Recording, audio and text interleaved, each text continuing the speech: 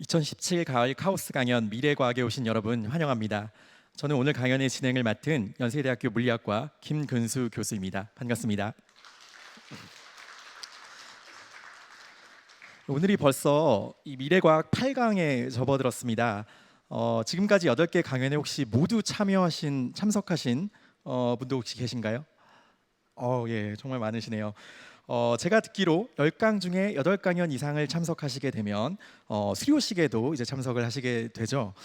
매 학기마다 이렇게 수료를 하시는 분이 100명이 넘는다고 합니다. 정말 축하드리고요. 이도 많은 숫자지만 지방에 거주하시셔서 부득이하게 네이버 생중계로 매주 들으시는 분들도 최소 1000명 이상이 된다고 하네요. 카오스 강연을 이렇게 아껴주시는 모든 분들께 정말 감사드리겠습니다. 저도 이번에 이렇게 카오스 재단의 강연에 이 사회를 담당하면서 여러분들께서 이렇게 열정적으로 참여해주신 모습으로부터 책임감 같은 것도 좀 느끼게 되고 또 이제 좋은 에너지도 받아서 이 연구 현장에서 더욱 열심히 하게 되는 것 같습니다. 자, 지난 강연 때 제가 예고를 해드린 바와 같이 오늘 8강과 다음 주에 펼쳐질 9강은 아마도 여러분들께서 가장 인기가 높은 주제가 아닐까 하는데요. 바로 우주에 관한 이야기를 다룰 예정입니다. 본격적인 강연에 앞서 먼저 2부 패널 토의에 대한 예고를 드리겠습니다. 2015년도에 개봉되었던 영화 마션을 여러분들 혹시 보셨나요? 오늘은 이 마션이란 영화를 주제로 3단계로 패널분들과 함께 과학적 상상력을 발휘해보는 그런 시간을 갖도록 하겠습니다. 먼저 첫 번째로는 지구에서의 준비 단계, 그리고 두 번째로는 화성까지 가는 우주 여행 단계, 그리고 마지막으로 화성 도착 후에 적응하는 단계 순서로 토론을 해보도록 하겠습니다. 이어지는 질의응답 시간을 통해서 아마도 여러분들께서 갖고 계신 과학적 지식이나 상상력을 좀 더 보태주시면 더욱 재미있는 시간이 되지 않을까 아주 기대가 큽니다. 이번 주에도 지난주와 마찬가지로 온라인으로 질문을 받도록 하겠습니다. sli.do 즉 슬리도를 통해서 설문으로 질문을 받을 예정입니다. 혹시 적어주신 질문이 미처 소개가 되지 못해도 여러분들 실망하실 필요가 없습니다. 재단 홈페이지에 sci-q라는 곳에 질문을 남겨주시면 강연자분께서 추후에 답변을 주실 예정입니다. 자, 그러면 오늘의 강연자분을 소개할 시간입니다. 이 많은 분들의 어린 시절 꿈이라고 하면 이 미 항공 우주국 나사에서 일하는 거라고 하죠. 오늘은 이 나사에서 펠로우십을 받으신 여성 과학자 한 분을 모셔보도록 하겠습니다. 바로 경희대 우주과학과의 이정은 교수님입니다. 큰 박수로 맞아주시기 바랍니다.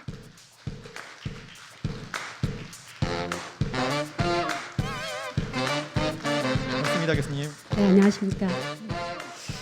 교수님, 지난주 목요일 교수님의 연구 성과에 대한 기사가 하나 나왔더라고요. 네.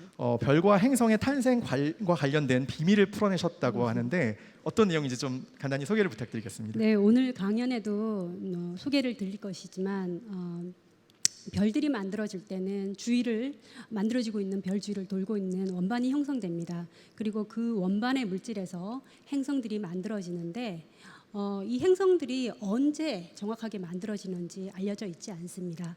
그런데 제가 이번에 관측한 이 아기별은 굉장히 탄생 초기에 있는 그런 아기별임에도 불구하고 그 주위에 행성을 이미 갖고 있는 것으로 생각이 되고 있습니다. 네. 그러면 교수님 강연 제목을 보면 오늘 화성에 대한 얘기를 하실 것 같던데 네. 그러면 오늘 강연은 어떤 내용을 들려주실 예정이신가요? 네, 우선은 그 태양계가 어떻게 만들어졌는지, 그리고 어떤 조건 하에서 만들어졌는지, 그럼에도 불구하고 그러니까 태양계가 만들어지고 나면 다양한 그런 행성들이 있을 텐데 그 행성 중에서 왜 유일하게 지구에서만 이렇게 생명 현상이 유지되고 있는지, 그리고 이렇게 지구가 황폐화된다면 과연 우리가 어디로 이주해 가야 할지에 대해서 오늘 말씀드리고자 합니다. 네. 아유, 감사합니다. 그럼 이정은 교수님의 강연 지구 탈출 계획 화성에서 살아남기를 들어보도록 하겠습니다. 다시 한번 큰 박수 부탁드리겠습니다. 지난주에 지구 온난화에 관한 강의를 들으셨죠? 인간 활동이 지구를 뜨겁게 만들고 있는 것은 명백한 사실이죠. 그래서 그래서 이 동영상이 보시면은 이 동영상은 1950년부터 2013년까지 지구의 온도가 어떻게 변해 왔는지를 보여주고 있습니다. 이 붉은색이 지구 평균 온도보다 약 2도 정도 높은 영역을 표시하고 있는데요. 시간과 함께 그 영역이 점점 넓어지고 있다는 것을 보실 수가 있을 것입니다. 이렇게 지구 온난화가 가속됨으로 인해 가지고 극지방에 있는 그런 빙하들이 이렇게 녹고 그에 따라서 해수면이 점점 상승하고 있습니다. 지금의 온난화 속도가 계속 유지된다면 조만간 이렇게 많은 도시들이 물에 잠기게 될 것입니다. 이런 해수면이 높아지는 곳이 있는 반면에 또 반대급부적으로 극심한 가뭄을 겪으면서 이렇게 사막화가 되어지는 영역들도 점점 넓어지고 있죠. 이렇게 사막화된 곳에서는 저희가 이렇게 곡물을 재배할 수가 없게 됩니다. 이러한 지구의 황폐화를 경고하는 영화들이 꽤 있었죠. 그 중에서도 우리나라에서 1,000만 관객을 동원한 인터스텔라가 있는데요. 이 영화에서는 황폐된 지구로부터 인간을 이주시키기 위한 또 다른 행성을 찾아 나서는 그런 탐사하는 영화였습니다. 이 영화에서는 웜홀을 통해서 다른 은하계로 가서 그 속에서 외계 인간이 거주할 수 있는 그런 외계 행성을 찾으려고 했죠. 하지만 실패로 끝납니다. 이 영화가 웜홀, 블랙홀 일반 상대론 굉장히 멋있는 그런 호기심을 자극하는 요소로 흥미진진하기는 했지만 저에게는 굳이 왜 그렇게 멀리 가야 해? 라는 생각을 갖게 했습니다. 왜냐하면 다음에 이 마크 와트니가 우리 이웃 행성인 화성에서 하물며 지구와 교신을 하면서 나름 즐겁게 2년 동안 화성에서 생존해 나가는 것을 보여줬기 때문입니다. 근데 이 영화를 통해서 보셨겠지만 화성이 그렇게 녹록한 곳은 아닙니다. 여기 지금 마크가 외롭게 앉아서 바라보고 있는 화성 전역은 그냥 사막 그 자체입니다.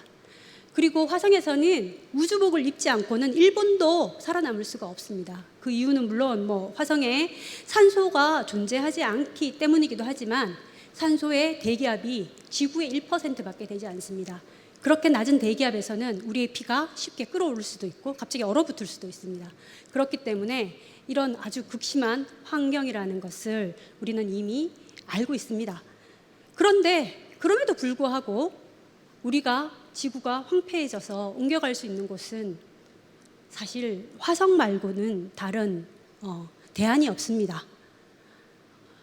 왜 그럼 이렇게 극심한 좋지 않은 환경을 갖고 있는 그런 화성을 그나마 우리가 그 다음 우리가 이주해 갈 장소로 후보지로 생각하게 되느냐면 잠깐 우선 이 마션 영화를 통해서 화성에 대해서는 매우 잘 알고 계시겠지만 이 물리적 조건을 잠깐 살펴보도록 하겠습니다.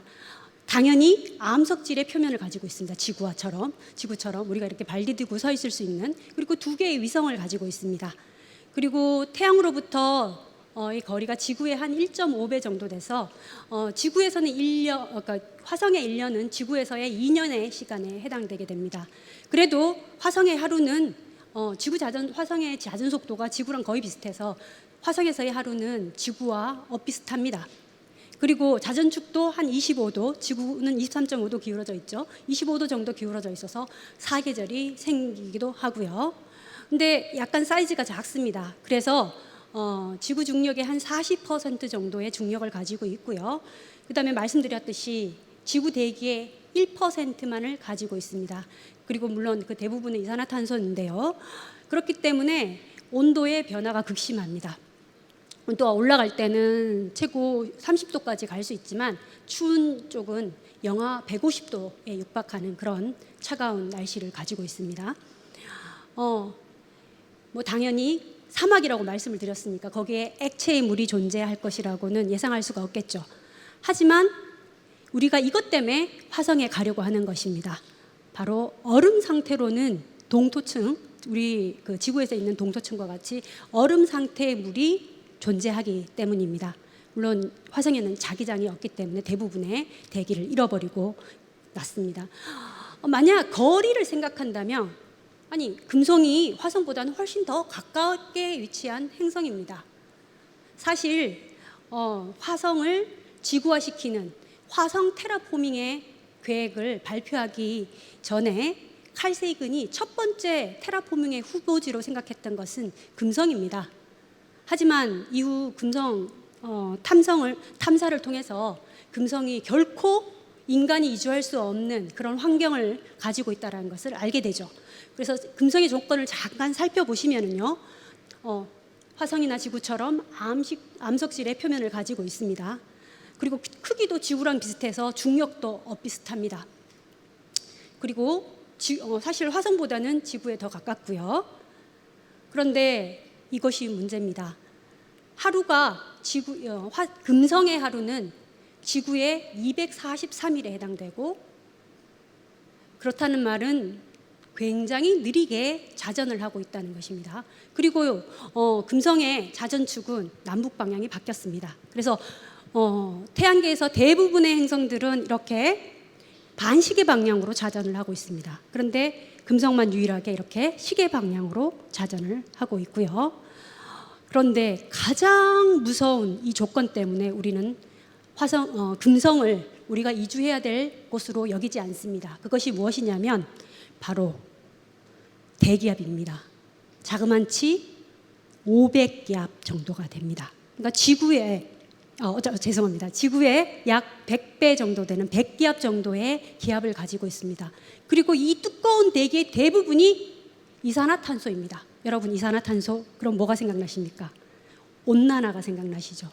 이 금성에서는 엄청난 온난화가 일어나서 결국 금성의 온도가 평균적으로 약 500도에 육박하는 그런 온도를 가지고 있습니다. 그렇기 때문에 이곳에서는 대부분의 물이 증발해서 수증기 형태로도 남아있지 않습니다. 다 불려서 우주로 날아가고 없습니다. 물이라고는 찾아볼 수가 없는 것이죠.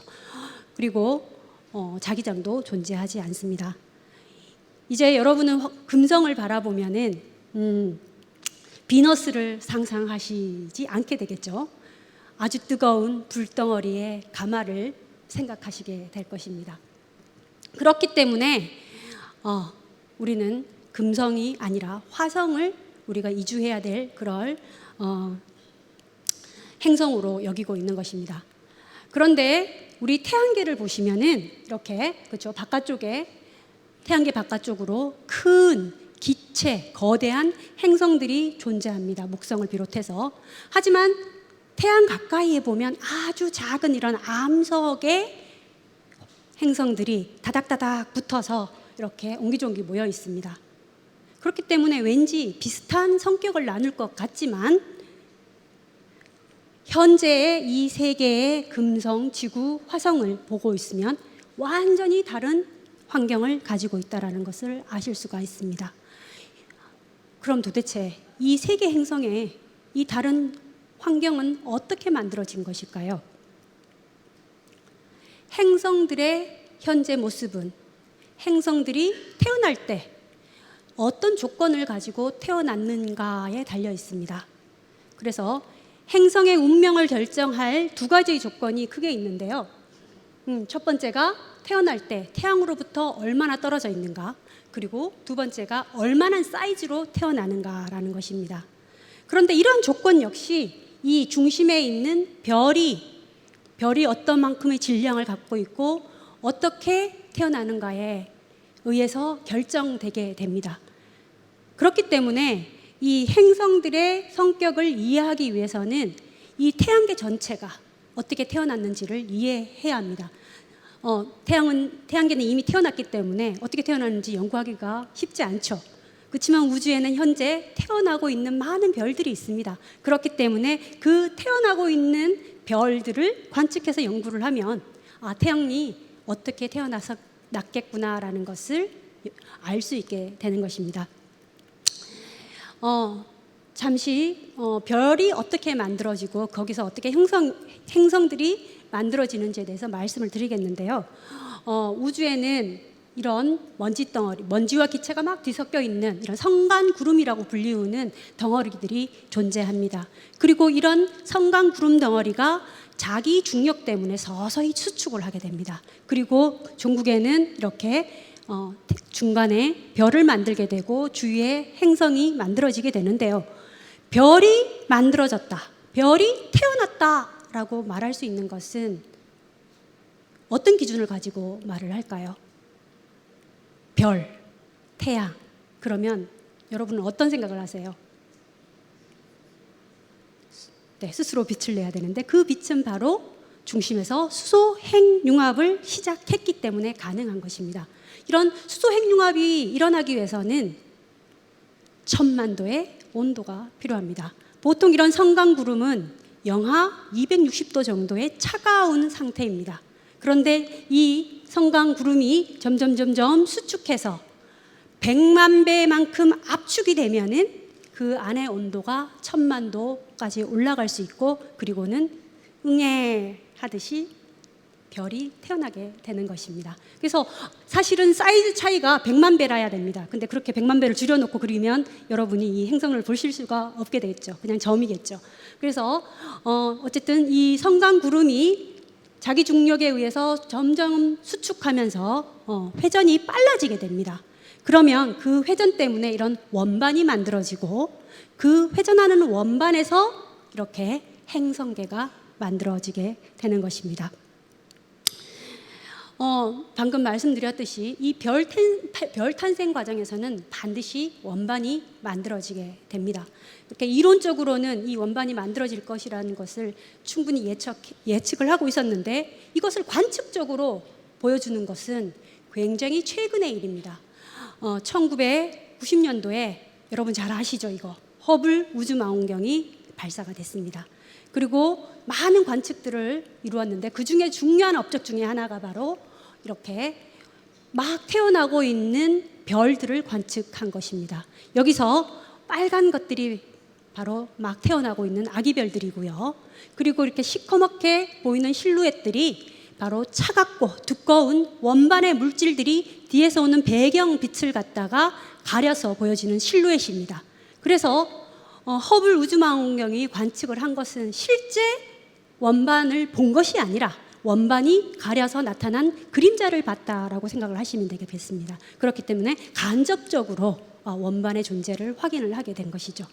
하지만 최근에 칠레에 있는 아타카마 사막이라는 곳에 66개의 이런 전파 망원경들을 묶어서 거대한, 이것은 세계 최대로 큰 그런 전파 간섭계를 만들고 있는데 그 이름이 바로 알마입니다. 이 알마 전파 간섭계를 이용해서 만들어지고 있는 아기별들 주위에서 공전하고 있는, 돌고 있는 이런 원반을 관측해내고 있습니다.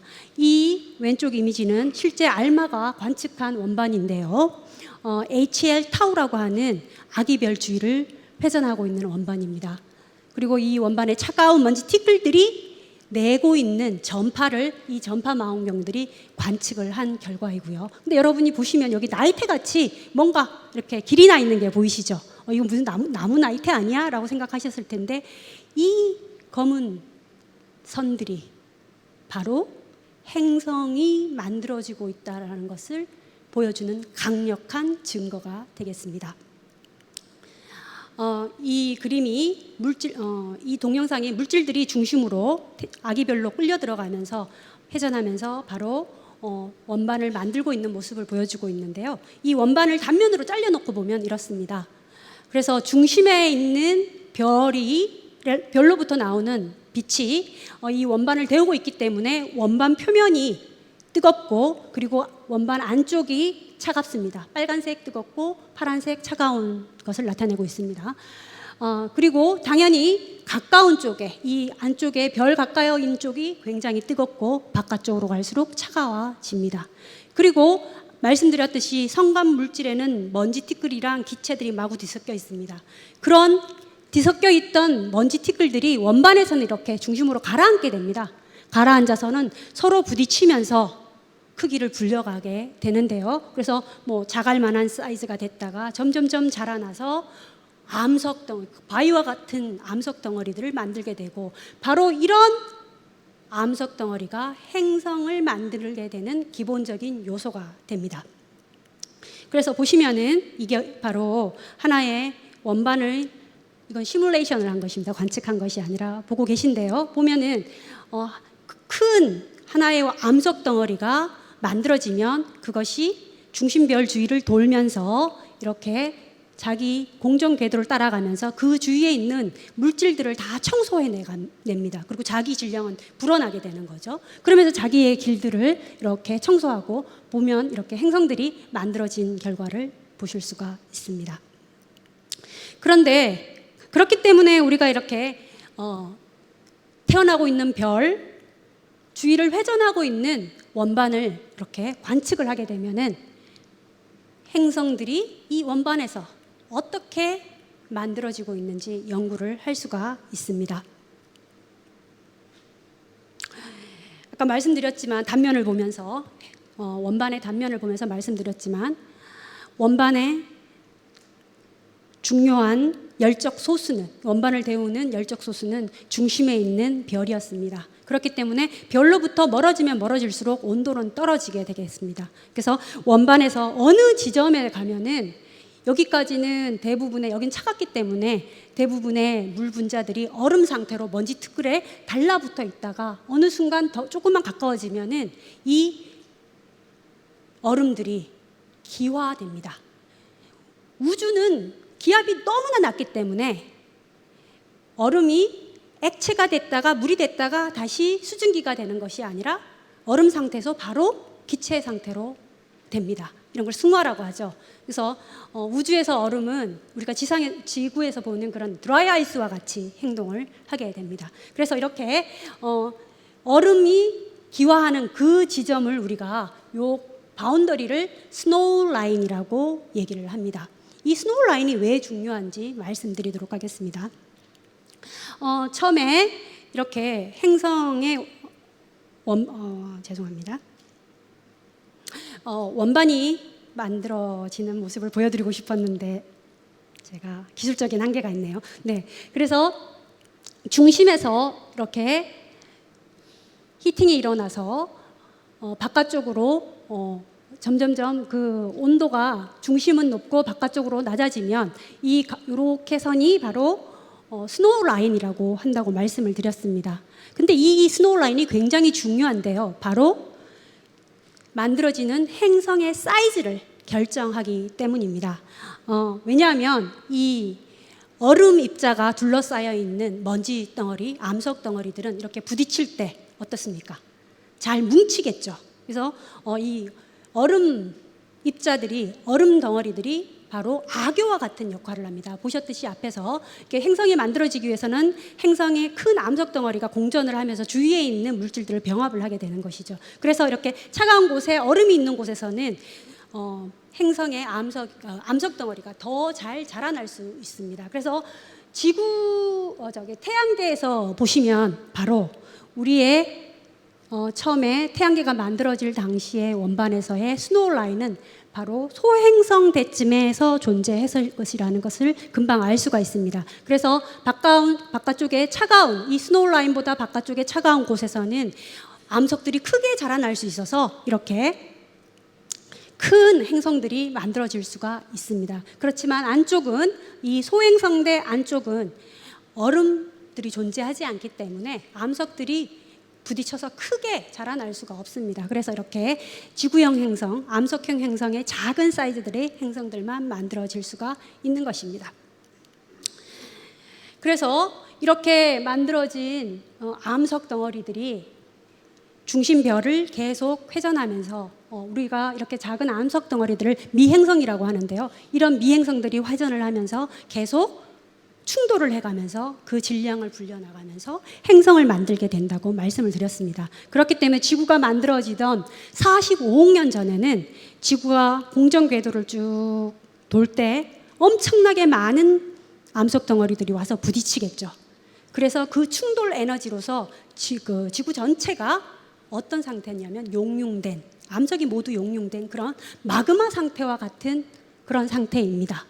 이렇게 완전히 용융되어 있는 상태였다가, 그리고 이렇게 시간이 지나서 지구의 공전 궤도에 있는 대부분의 미행성들이 청소가 되면 어떻겠습니까? 더 이상 충돌이 일어나지 않고 온도가 올라가지 않겠죠. 그러면은 지구가 서서히 식어가게 됩니다. 근데 이런 식어가면서 지구를 형성했던 무거운 원소들, 철과 니켈 같은 것들은 중심으로 가라앉게 됩니다. 그리고 탄소나 규소와 같이 가벼운 물질들은 지표로 이렇게 지각을 떠올라서 지각을 만들게 됩니다. 그래서 이러한 작용을 분화작용이라고 하는데요. 그렇기 때문에 우리 지구는 내핵, 외핵, 멘틀, 그 다음에 다른 물질들로 쭉 이루어져 있고, 그 다음에 지각을 이루게 됩니다. 그리고 이렇게 충돌했던 잔여열이 지구 내부에 그대로 남아있고, 또한 지구 내부에서의 방사성 동위원소들이 분해를 하면서 열을 내기 때문에 여러분이 아시다시피 우리의 외핵은 액체 상태를 가지고 있습니다. 그리고 멘틀도 좀 유동성을 가지는, 액체는 아니지만 유동성을 가지는 그런 형태를 띠고 있게 됩니다. 그런데 이렇게 만들어진 지구와 같은 암석 행성의 표면에 뭐가 있다면 생명이 만들어질까요? 바로 물이 있으면, 그렇죠? 액체에 물이 존재하면 생명 현상을 촉진할 수 있는 중요한 매개체가 됩니다. 물이. 그렇기 때문에 만약 지표에 물이 액체로 존재하는 그런 암석형 행성이 있다면 우리는 그곳에서 생명 현상이 일어날 수 있을 것이다 라고 예측할 수가 있습니다. 그래서요, 보면은 중심 별에서 너무 가까이 위치한 그런 행성은 너무 뜨거워서 모든 물들이 수증기가 되어서 날아가 버릴 것입니다. 그리고 너무 멀리 떨어져 있는, 중심별로부터 너무 멀리 떨어져 있는 곳은 너무 차가워서 대부분의 물질이 얼음 상태로 있을 것입니다. 물이 있다고 하더라도. 하지만 적당한 위치에 있으면은 그곳에서는 물이 액체 상태를 유지하게 되고 생명 현상을 촉발할 수가 있을 것입니다. 그래서 저희는 지구형 행성이 중심별에서 적당한 거리에 떨어져서 물이 액체 상태로 존재하는 이 영역을 생명 서식 지대라고 칭하고 있습니다. 그래서 반드시 지구형 행성이어야 합니다. 이렇게 암석형이라서 암석에 표면이 있어서 저희가 이렇게 발 디디고 있어야 되는 것이죠.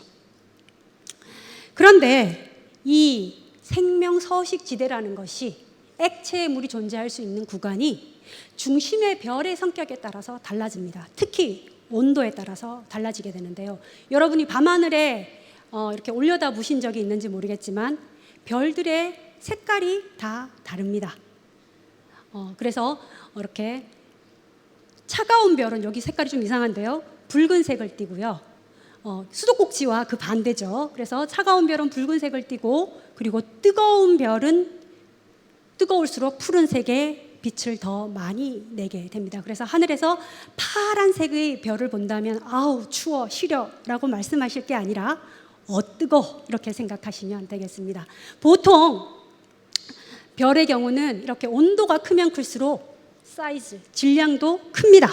그래서 이렇게 보면 표시를 크게 해뒀죠. 그래서 질량이 작고 온도가 낮은 붉은색 별 주위에서의 생명 서식 지대보다 푸르고 질량이 크고, 그죠? 온도가 높은 별 주위에서는 그 생명 서식 지대가 훨씬 더 멀리 떨어져 있을 것입니다. 만약 우리가 외계 행성에 있는 지적 생명체와 교신을 하고 싶다고 생각해 봅시다. 그러면 이제 적당한 생명 서식 지역을 찾아서, 어떤 별 주위에서 생명 서식 지대를 찾아서 그 행성에다가 신호를 보내면 될 것 같습니다. 하지만 반드시 그렇지는 않습니다. 왜냐하면 별의 수명이 별마다 다르기 때문입니다.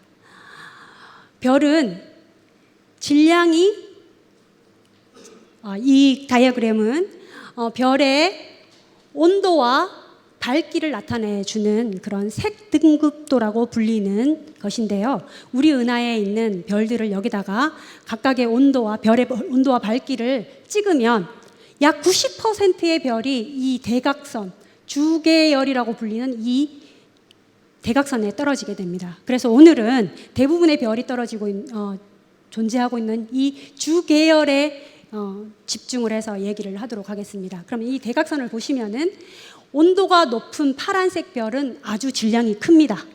그리고 밝습니다. 근데 비해서 온도가 낮고 질량이 작은 별은 붉죠. 그런데 이 별들은 이 질량에 의해서 자기의 수명이 이미 결정되어 있습니다. 예를 들어서 태양의 수명은 어느 정도 될 거라고 생각하십니까? 100억 년 맞습니다. 100억 년 정도가 됩니다. 지금 50억 년 정도 살았으니까 아직 50억 년을 더 살아갈 것입니다. 별은 질량이 크고 밝으면, 뜨거우면 수명이 짧습니다. 그에 비해서 질량이 작고 온도가 낮고 붉은 별들은 굉장히 수명이 깁니다. 그래서 태양보다 질량이 2배 정도 되는 별의 수명은, 태양은 100억 년이었죠. 2배만 돼도 약 20억 년입니다. 그리고 태양보다 약 10배다. 그러면 그 별의 수명은 3천만 년밖에 되지 않습니다. 근데 여러분 생각해 보세요. 지구가 만들어지고 생명이 발현되고 그리고 우리 사피엔스가 나타나서 이런 얘기를 주고받을 수 있는 문명을 이룩하는 데까지 걸린 시간이 얼마인지를 한번 생각해 보십시오. 40억 년입니다. 그렇기 때문에 우리가 교신을 하고 싶다면, 지적 생명체와 교신을 하고 싶다면 질량이 큰 별 주위에 있는 행성, 아무리 생명 서식지대에 놓여 있는 행성일지라도 적당한 후보지가 아니라는 것을 아시게 될 겁니다.